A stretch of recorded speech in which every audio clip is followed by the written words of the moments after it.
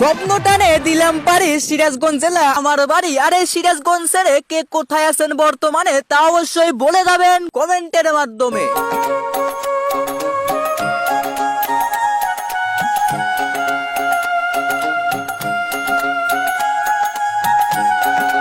সিরাজগঞ্জ যদি হয় আপনার বাসা তাহলে অবশ্যই চিনে থাকবেন এই জায়গা।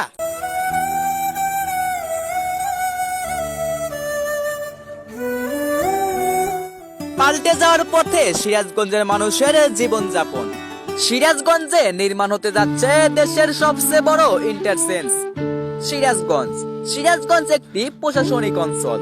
উত্তরবঙ্গের শ্রেষ্ঠ ও সুনামধন্য একটি জেলা হলো এই সিরাজগঞ্জ। সব দিক দিয়ে সেরা এই সিরাজগঞ্জ জেলা। আর এই জেলাতে জন্ম হয়েছিল মাওলানা আব্দুল হামিদ খান ভাসানীর।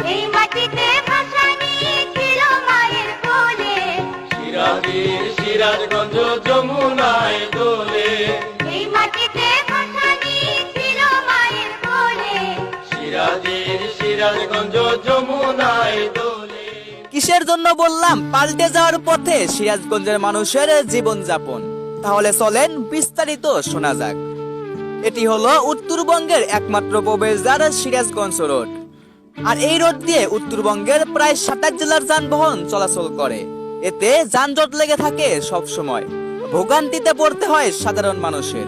এবার সিরাজগঞ্জ হাটিকুমরুল এলাকায় নির্মাণ হতে যাচ্ছে দেশের সবচেয়ে বড় আন্তর্জাতিক মানের ইন্টারচেঞ্জ, যার কাজ প্রায় শেষের দিকে।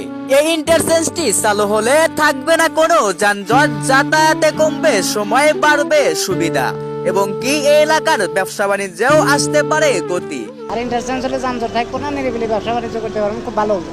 গাড়ি চলবে বা অনেক মানুষের সুবিধা হবে, কোনো আলাদা আলাদা লেন, সবকিছুই যানজট বাঁচবে না। এটা উদ্বোধন হবে, হওয়ার পরে আমরা রাজশাহী রোডের গাড়ি আমরা বাইপাস যেতে পারবো, বগুড়া রোডের গাড়ি আমরা ঢাকাতে বাইপাস যেতে পারবো। সিরাজগঞ্জকে সারা বাংলাদেশের মানুষের কাছে তুলে ধরার জন্য আপনাদের একটা শেয়ার একান্তই প্রয়োজন। তাই সিরাজগঞ্জবাসী আপনারা যদি কেউ থেকে থাকেন অবশ্যই একটা শেয়ার করে সারা বাংলাদেশের মানুষের কাছে তুলে ধরার সুযোগ করে দিবেন। সবকিছুরই শুরু আছে আবার শেষ হয়ে যায়, তারই ধারাবাহিকতায় আমার পরবর্তী ভিডিও দেখার আমন্ত্রণ জানিয়ে আজকের মতো এখানে শেষ করছি। সবাই ভালো থাকবেন, সুস্থ থাকবেন, আল্লাহ হাফেজ।